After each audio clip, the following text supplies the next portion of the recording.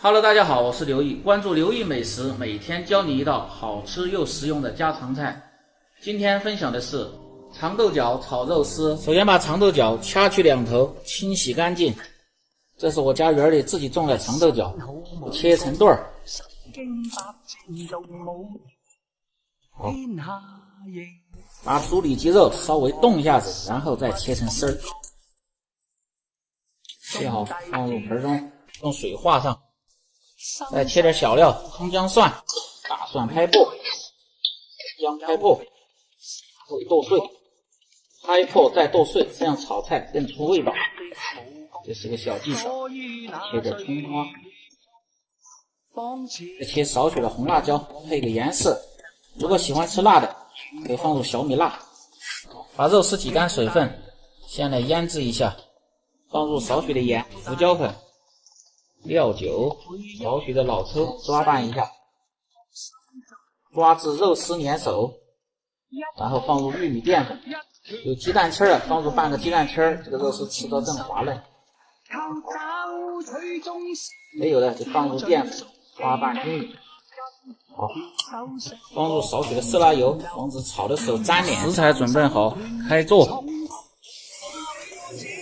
起锅烧水，放入适量的食盐，增加底味，可以使汤出来的豆角颜色翠绿不变色，这是个小技巧。很多人炒豆角的时候不容易入味。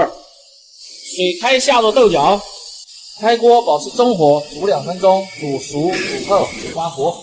把豆角用凉水冲一下，这样防止它变黑。记住这个小技巧。先把锅烧干，用色拉油滑下锅，把锅滑好，防止炒肉的时候粘锅。锅中放入适量的油，油温4成，开小火，下入肉丝儿，用小火滑散，滑至30秒，肉丝发白即可倒出。放入少许的葱油，油热下入葱姜蒜，炒出香味。葱姜蒜炒至微黄，下入蚝油，下入生抽炒香，下入红辣椒丝儿，把酱汁炒香，下入豆角，翻炒均匀。调味鸡精、味精和少许的白糖，把酱汁和盐味先烧制一下，然后再放入肉。豆角和肉一起下锅调味，再烧制的话，到最后吃的时候，这个肉丝就会特别的咸。记住这个小技巧，把豆角炒至入味，最后下入肉丝儿，最后用水淀粉勾个芡，开大火爆炒下。